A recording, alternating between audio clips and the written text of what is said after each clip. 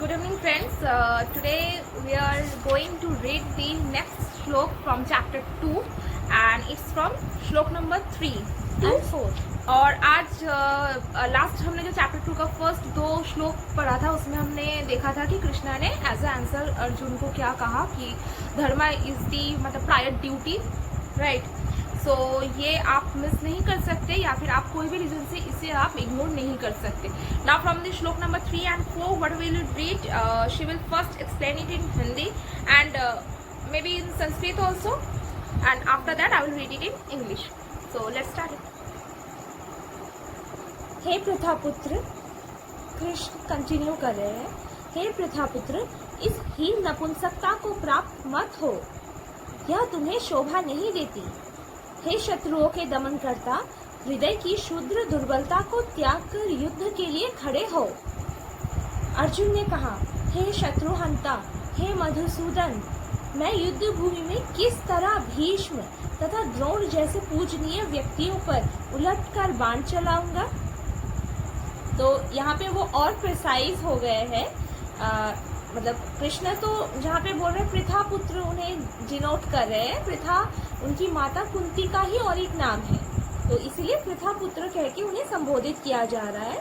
वो कह रहे ये आप जैसे क्षत्रिय को शोभा नहीं दे रहे कि कुरुक्षेत्र की युद्ध भूमि में खड़े होके आप ये कह रहे हैं कि आप युद्ध नहीं करेंगे। हे शत्रुओं के दमन करता, क्योंकि अर्जुन जो भी उनके शत्रु है, शत्रु कौन है? जो अच्छाई के शत्रु है, उन्हीं से अर्जुन लड़ते थे। हृदय की शूद्र दुर्बलता को त्याग कर युद्ध के लिए खड़े हो। आपके हृदय में जो अभी दुर्बलता जिसे एक्चुअली मतलब करुणा हम लोग कह रहे हैं, उसे कृष्ण ने डायरेक्ट अर्जुन को समझाने के लिए थोड़ा कटु शब्दों का ही यूज किया है, उसे हृदय की दुर्बलता बताया है और कुछ नहीं। इस पे अर्जुन कह रहे हैं और प्रिसाइजली बोल रहे हैं कि हे शत्रुहंता कृष्ण, हे मधुसूदन। भगवान कृष्ण ने मधु नामक एक दानव का वध किया था, जिसके बाद से उनका नाम मधुसूदन पड़ा। मैं युद्ध भूमि में किस तरह भीष्म, भीष्म कौन है? उनके पितामह है, तथा द्रोण, कौन द्रोण? जिनसे उन्होंने ये धनुर्विद्या सीखी है, उनके गुरु। अर्जुन अपने आप को ऐसा द्रोण शिष्य हमेशा इंट्रोड्यूस उन्होंने किया है। तो वो कैसे ऐसे व्यक्तियों पर उलटकर बाण चलाएंगे जिन्होंने उन्हें जीवन का सब रहस्य सिखलाया है या धनुर्विद्या सिखलाई है, उन पर कैसे बाण चला सकते हैं? So now I will read it in English and after that we will discuss कि मतलब इसका क्या मतलब कोड मीनिंग है। Okay? Now Krishna is saying, O son of Pritha, do not yield to this degrading importance. It does not become you. Give up such petty weakness of heart and arise, O chastiser of the enemy.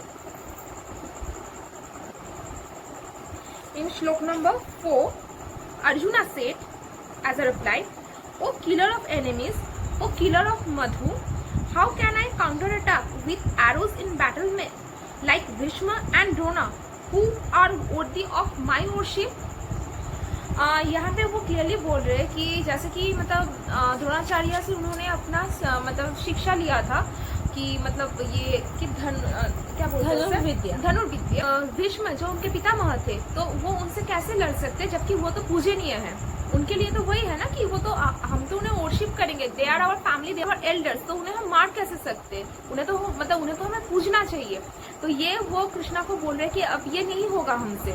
तो ये relatable कैसा है? देखिए, हमारी संस्कृति में हमेशा ऐसे ही था, मतलब एक ही चीज का पॉजिटिव और नेगेटिव, ठीक है। तो कई बार होता है ना कि एक चीज जो सही तरीके से चलनी चाहिए, जब वो बहुत दिन से चली आ रही होती है तो उसमें थोड़े बहुत चेंजेस होते होते वो कुछ और ही बन जाता है। जैसे हमने पहले भी डिस्कस किया था, हमारा कोई भी शास्त्र प्रश्न से शुरू होता है। तो वो प्रश्न कैसे किए जाते थे? जब कोई गुरु के आश्रम में गुरु को सर्व करते हुए विनम्रता से प्रश्न करता था और गुरु उनको सेटिस्फैक्ट्री आंसर देते थे, जैसे इस जगत के बारे में, इस जगत में सब कुछ कैसे काम करता है, या स्पिरिचुअल वर्ल्ड के बारे में, क्योंकि हमारी संस्कृति हमेशा से ही बहुत स्पिरिचुअलिटी बेसिस रही है, बहुत स्पिरिचुअल कॉन्शियस रही है। तो उसके बाद वो जब आउटर वर्ल्ड में जाते थे तो वो उस लायक बन जाते थे कि समाज को कुछ दे सके, ठीक है। लेकिन चीज था कि आप जब तक प्रश्न नहीं पूछेंगे तब तक आपको उत्तर नहीं मिलेगा। लेकिन यही चीज मतलब कि बड़ों के ऊपर बात नहीं करनी चाहिए। पहले के हमारे एल्डर्स क्या करते थे कि बड़े सही बोले गलत बोले, आप पूजनीय है, आप पे हम क्वेश्चन नहीं करेंगे, जो कि एक बहुत बड़ा महाभारत में गलती हुआ, क्योंकि युधिष्ठिर ने जब कह दिया कि ठीक है मतलब हम द्रौपदी पर भी दाव खेलेंगे, तो उनके चारों भाइयों ने क्यों प्रतिवाद नहीं किया? द्रौपदी तो उनकी भी वाइफ थी, उन्होंने अपना धर्म समझा कि ये तो बड़े हैं हमसे, तो बड़ों को हम रोकते नहीं हैं, बड़ों को हम क्वेश्चन नहीं करते हैं। तो क्योंकि उन्होंने इसका पालन किया, शायद अगर हम चारों में से एक भी अगर रोक लेता तो शायद द्रौपदी के साथ वो नहीं होता। वो खुद को दास उन्होंने मान लिया कि भैया कह रहे तो हम भी दास है, हम दास है, हमारी वाइफ भी फिर मतलब इनको हक है डिसीजन लेने का, क्योंकि घर के बड़े हेड ऑफ द फैमिली। लेकिन भगवान यही बता रहे कि गलती तो हर कोई है, तो इंसान गलती तो किसी से भी हो सकती है। तो अगर किसी को दिखाई दे रहा है कि गलती है तो आप प्रतिवाद कीजिए, क्योंकि आपको अभी लग रहा है कि मैं अपने से बड़े को कैसे क्वेश्चन करूं, कैसे काउंटर एक्ट करूं, आपको बुरा फील होगा ना। लेकिन जब आप वो करते हो तो शायद आप कहीं ना कहीं महाभारत होने से रोक भी लेते हो। अगर द्रौपदी का अपमान उस समय रोक लिया होता, अगर ये द्यूत को एक खेल जैसे ही खेल लिया होता, तो शायद महाभारत नहीं होता। तो कहीं ना कहीं एक चीज हो जाती है जो संस्कार से शुरू होता है, वो चीज हम लोग के लिए प्रथा बन जाती है। तो जब प्रथा बन जाती है तो उस प्रथा का टूटना ही अच्छा है। तो शायद जैसे द्यूत क्रीड़ा भी, क्या रूल था हमारा कि क्षत्रिय कभी युद्ध और द्यूत को मना नहीं करता, तो युद्ध को तो मान लिया मना नहीं करेंगे, ठीक है, द्यूत को क्यों नहीं मना करेंगे? अगर उसमें गलत है तो मैं क्यों नहीं मना करूंगा? तो ये जो वर्डिक्ट था क्षत्रियों के लिए, इसको क्यों नहीं क्वेश्चन किया गया? तो भगवान शायद इन प्रथाओं को जब भी तोड़ना होता है तब भगवान अवतार लेते हैं कुछ ग्रेट करने के लिए। Now in this video we are definitely not saying that कि आपको आपके घर के जो बड़े हैं उनके ऊपर आपको बात करना चाहिए, ऊपर और एक गलत चीज के ऊपर बात करने का, these two things are different, don't take us in a wrong way, क्योंकि ये जो मेंशन है यहाँ पे हम लोग उसे डिस्क्राइब करने की ट्राई कर रहे हैं। एंड द थिंग इज कि हम वो बोलते हैं ना कि आप रेस्पेक्ट अर्न करते हो, वो आपको खुद से दिया नहीं जाता, वो बड़े हो या छोटे हो। अब इफ दे आर मतलब एक होता है कि कहीं पर भी अगर आप देख लीजिए, अगर हम लोग के फैमिली में अगर हम लोग के माँ बाप है, कभी कभी अगर उन लोग मतलब अनजाने में कुछ गलत बोल भी देते, तो एक हो जाता है कि हम लोग चुप रह जाते हैं कि ये तो बड़े हैं हमसे, पर खराब हम लोग को लगता है, जबकि we know that this is wrong. और एक बार होता है कि हम लोग बोल भी देते हैं कि no this is wrong, don't say this but don't do this, उसमें आपको अलग लेवल का सेटिस्फेक्शन मिलता है। हम ये नहीं बोल रहे कि आप हमेशा मतलब उन लोगों को काउंटर अटैक कीजिए कि ये गलत है, ये गलत है, नो डोंट डू दैट, ही सब कुछ आता है, ये नो भी गलत है। नेवर। बट एक होता है ना, महाभारत का जो कंसेप्ट है वो अलग लेवल का है, वो सिर्फ गलतियां नहीं थी, उन लोगों के एक डिसीजन, एक चुप्पी की वजह से पूरा महाभारत हो गया। यहीं पे हम लोग को भी जानना चाहिए कि चुप रहते रहते मतलब चीज कब बहुत बड़ी बन जाए ना, ये आप लोग को पता भी नहीं चलेगी। क्योंकि जो लोग हायर अथॉरिटी में रहते हैं उनका एक डिसीजन, इसमें यही तो शो किया गया, आपका एक डिसीजन आप सोच रहे हो कि एक राजा होने के नाते मैं ले रहा हूँ, लेकिन वो डिसीजन पूरे भारत को इफेक्ट कर रहा है।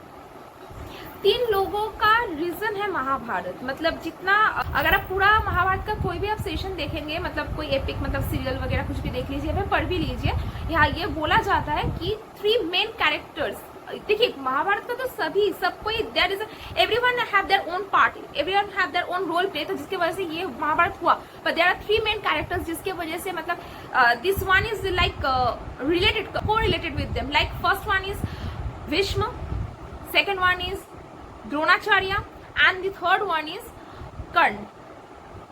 इन तीनों का इतना पॉजिटिव एंड स्ट्रॉन्ग मतलब इन लोगों का कैरेक्टर था, अगर ये लोग एक बार बोल देते तो ये नहीं होता। यही यहाँ पे मतलब बोला गया है कि अगर आप लोग मतलब उतने स्ट्रांग हो कि आप कोई चीज रोक सकते हो तो वो पहले से ही रोक लो।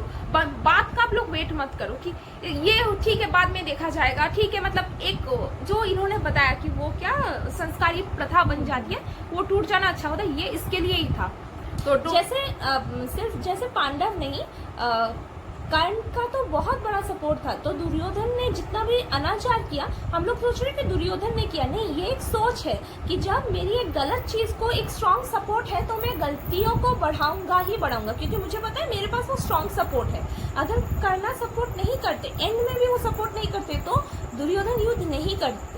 Now हाँ, now the current character is something different. या अभी हाँ. इस वीडियो से आप ये रिलेट मत हाँ, कीजिए हाँ, वी आर सेइंग कि ही इज मतलब he is a negative character. हाँ, no no no, no. He is a very strong and he is मतलब एपिक कैरेक्टर। कहा जाता है महाभारत महिमा मंडित है कर्ण के कैरेक्टर से, लेकिन द डिफरेंस इज इन सोच।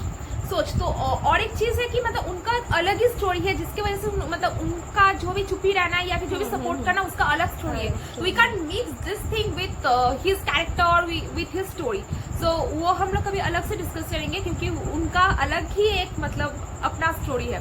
तो या this is it I think for this video और and for this shlokas. I think हम आपको समझा पाए कि इसका क्या कोर मीनिंग इन दो श्लोक्स का।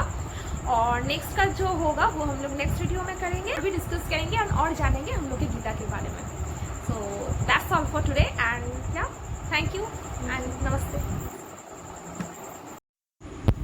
क्लैब्यं मास्मगमः पार्थ नैतत्त्वयुपपद्यते शूद्रं हृदय दौर्बल्यं त्यक्त्वोत्तिष्ठ परन्तप। अर्जुन उवाच कथं भीष्ममहं सङ्ख्ये द्रोणं च मधुसूदन इक्षुभिः प्रतियोत्स्यामि पूजार्हा वरिसूदन।